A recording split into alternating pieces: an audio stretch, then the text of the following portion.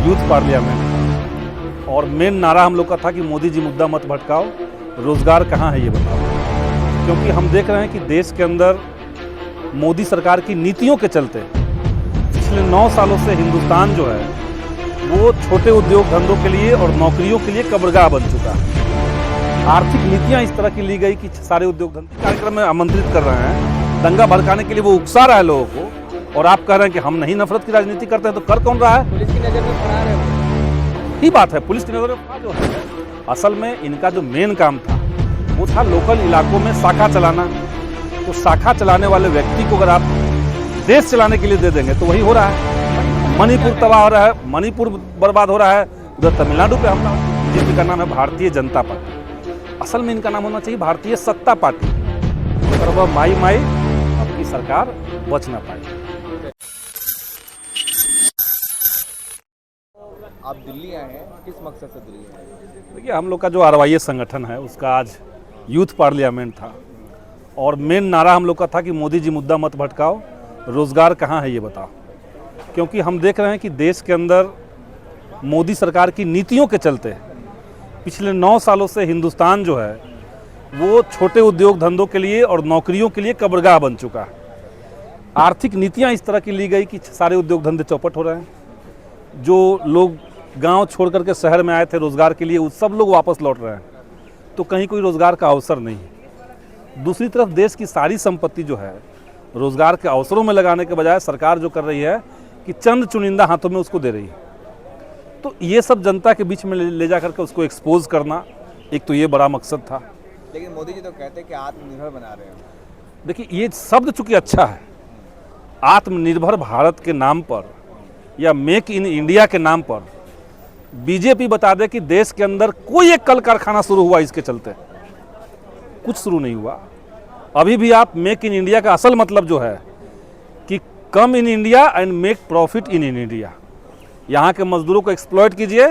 हमने स्कूलों और कॉलेजों से बच्चों को बाहर निकाल दिया है फीस महंगा करके। हमने रेलवे का प्राइवेटाइज कर दिया है, सारी बहालियाँ हमने रोक दी है। अब ये सस्ता मजदूर बनने के लिए तैयार है। आप हिंदुस्तान में आइए और बिजनेस कीजिए और इनको लूटिए।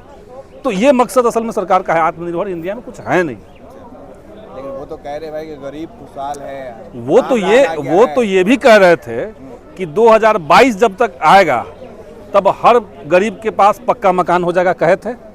आज 23 चल रहा है। आप जाके इलाकों में देखिए, गरीबों के बीच में देखिए कितने पक्के मकान लोगों के बने हैं।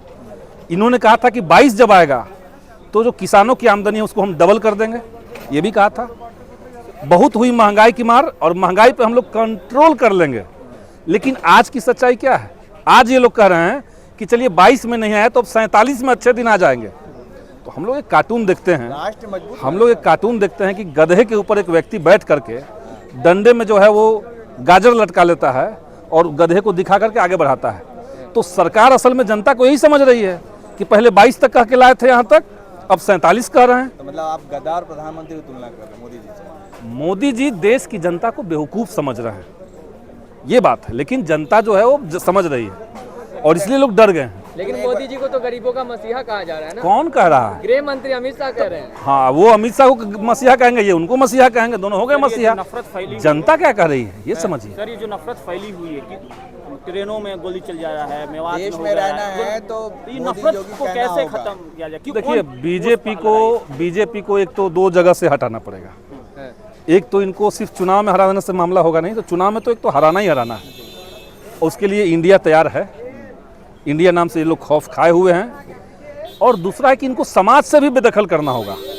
इनके जो तर्क हैं, इनका जो नफरत का झूठा प्रोपेगेंडा चलता है, उससे समाज को भी मुक्त होना पड़ेगा। आज हो कल हो जब हो, लेकिन ये होना पड़ेगा, तभी हिंदुस्तान जो है इसकी हिंदुस्तानियत बची रह सकती है। ऐसा देखा जा रहा है बिहार भी प्रयोगशाला बनता जा रहा है नफरत का, उसको कैसे? बिहार प्रयोगशाला बनाने का कोशिश तो ये लोग किए, बिहार में ये लोग कोशिश तो किए, लेकिन बिहार असल में इनका प्रयोगशाला बन नहीं पाया। बिहार में ये लोगों ने दंगा किया रामनवमी के मौके पर 2 जगहों पर। दोनों जगह पे चुन चुन करके बीजेपी RSS के लोग आज जेल में हैं, जेल में उनको डाला गया। पूरे देश में इनको लग रहा था कि हम विधायक सांसद को खरीद लेंगे, सरकारों को गिरा देंगे, ऑपरेशन कमल कहेंगे उसको। बिहार में क्या हुआ? कमल का ऑपरेशन हो गया उल्टा। सत्ता में थे और बाहर निकल गए। तो बिहार अलग चीज़ है।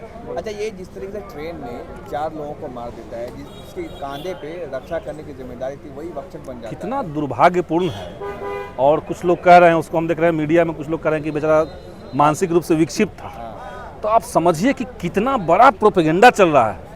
अगर वो मानसिक रूप से विक्षिप्त भी था तो एक विक्षिप्त व्यक्ति के दिमाग में ये कौन दिया कि अगर किसी के साथ दाढ़ी और टोपी लगा हुआ है, मुसलमान है, तो वो इस देश में रहने के लायक नहीं है, उसको हत्या कर देनी चाहिए।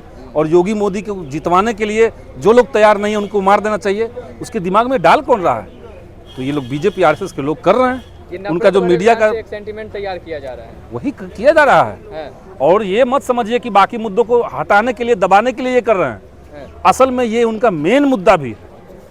ये सिर्फ कोई चादर नहीं है कि जनता के मुद्दों को ढक देने के लिए नफरत की आंधी चलाई जा रही है, वो बात सिर्फ नहीं है।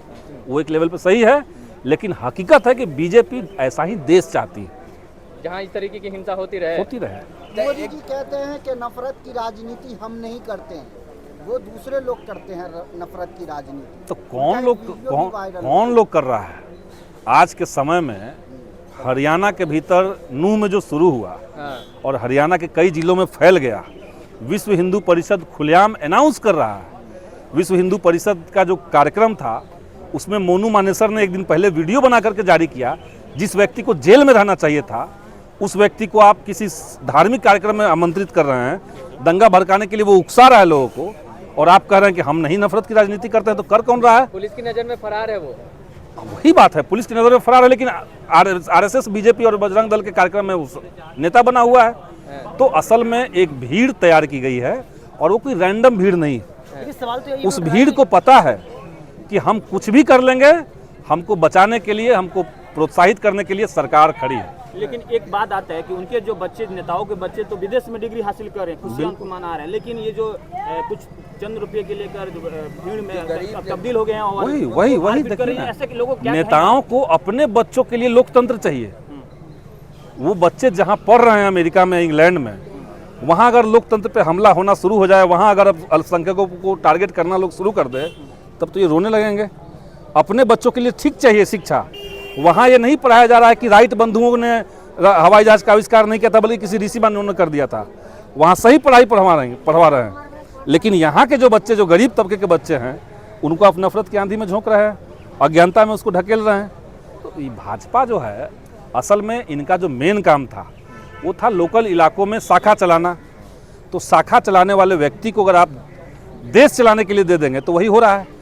मणिपुर तबाह हो रहा है, मणिपुर बर्बाद हो रहा है, उधर तमिलनाडु पे हमला हो रहा है, इससे पहले कश्मीर में हुआ, बिहार में हो रहा है, झारखंड में, सब राज्य को तो परेशान करके रखे हुए लोग। जिस तरीके से उस सिपाही ने 4 लोगों को मारा, चुन चुन के मारा, उसके लिबास से पहचाने, क्या प्रधानमंत्री का जो बयान था कपड़े से पहचान लिए जाते हैं, क्या वो वो एकदम है, वो एकदम यही है।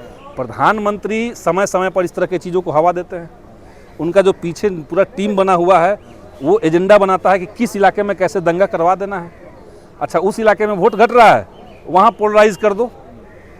तो असल राजनीति, लोग कहते हैं कि बीजेपी का नाम है भारतीय जनता पार्टी, असल में इनका नाम होना चाहिए भारतीय सत्ता पार्टी। जनता के लिए कुछ नहीं कर रहे हैं, जो कर रहे हैं सत्ता के लिए कर रहे हैं। सत्ता में आती रहे। अगर जनता सत्ता के लिए नहीं करते, आप समझिए मणिपुर 3 मई से सुलग रहा है। मणिपुर में ये व्यक्ति एक बार गया नहीं, मणिपुर का म तक नहीं कहा। यहाँ जब मणिपुर में पूरा मणिपुर जल रहा है, ये अमेरिका जाते हैं। अमेरिका से आके लोगों को लगता है कि चलो अब प्रधानमंत्री जो है मणिपुर जाएंगे, लगे हाथ मध्य प्रदेश जाते हैं, वहाँ से फिर चुनाव प्रचार में लगते हैं, वहाँ से लौट के आते हैं, फिर राजस्थान जाते हैं।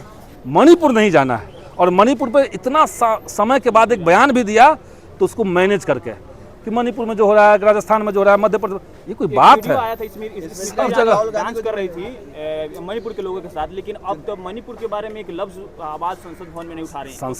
संसद में जो स्मृति ईरानी ने किया, वो तो मान के चल रही है कि भाई संसद भवन जो है वो कोई टीवी का सीरियल चल रहा है, ड्रामा करना है, असल मुद्दों पे बात नहीं करनी है। तो स्मृति ईरानी तो ड्रामेबाज ही है। तैयार है आप लोग, राजनीति कर रहे हैं, कहाँ चर्चा करने के लिए तैयार है? कहीं नहीं प्रधानमंत्री अंदर आ रहे हैं, क्यों नहीं बोल रहे हैं? जब ये लोग तो चाहते हैं कि मणिपुर पे बात ही ना हो। सच बात ये है, मणिपुर पे बात होगी लेकिन राजस्थान पे भी बात होगी। अरे राजस्थान में जो एबीवीपी के लोगों ने किया, जो बलात्कार किया, तो राजस्थान ने उनको जेल में डाल दिया सरकार ने। तो जो राजस्थान में हुआ वही मणिपुर नहीं है। जो बिहार में हुआ वही मणिपुर में नहीं हुआ। मणिपुर में सुनियोजित तरीके से 2 महीना 2.5 महीना तक उस राज्य को जलने दिया गया। एक तबके के अंदर लंबे समय से प्रयास करके नफरत बोलाया गया और उसको उकसा करके महिला को इस तरह से वहाँ पे। अच्छा ये बताइए कि जब अतीक अहमद का भी मर्डर होता है पुलिस कस्टडी में, वहाँ भी वो लोग जो अपराधी होते हैं जय श्री राम का नारा लगाते हैं, यहाँ भी से एक जैसी दिखती है सिमिलरिटी। ये आप लोग खुद जब कह रहे हैं तो आप लोग जान लीजिए कि जय श्री राम का कोई मामला इनके लिए धार्मिक मामला नहीं है, वो उन्माद का मामला इनके लिए हो चुका है। अगर वो मुसलमान है, अपराधी है तो गोली मार दीजिए। अगर वो बीजेपी का व्यक्ति रहता, अपराधी रहता, देखिए जो सांसद हैं ब्रिजभूषण सिंह, क्या हुआ इनके ऊपर आज तक? इतना ओलंपिक जीतने वाली महिलाओं का आरोप है, उन्होंने डिटेल बता दिया, गिरफ्तारी तक नहीं हुई है।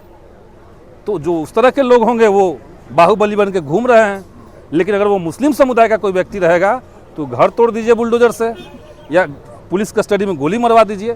तो वही हम कह रहे हैं कि इनको देश चलाने का कोई मतलब नहीं है।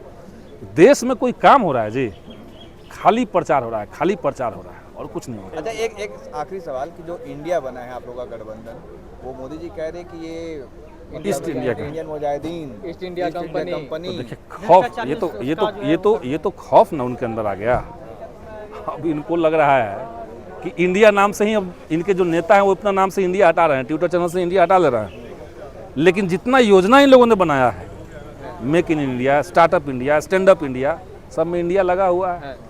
अभी तो असल में डर गए, इनको लग रहा था कि हम नौजवानों को रोजगार नहीं देंगे, महिलाओं को पीटते रहेंगे, किसानों के साथ तबाही मचाते रहेंगे, मजदूरों के साथ कुछ गड़बड़ करते रहेंगे, और चुनाव जब आएगा तो विपक्ष बटा रहेगा, हम चुनाव जीत भी जाएंगे। लेकिन जब विपक्ष एकजुट हुआ तब इनके अंदर खौफ आया। और चूंकि ये सत्ता पार्टी है, भारतीय सत्ता पार्टी है, तो सत्ता जाने का जो खौफ है वो अलर बलर कर रहे हैं। लेकिन वो सब भी चलेगा नहीं, चाहे कतनों करबा माई माई, अब की सरकार बच ना पाई। यही बात बिहारी एक कोट है ये कोट। हाँ, सच्चाई आज के लिए, इनके लिए सच्चाई यही है। Thank you.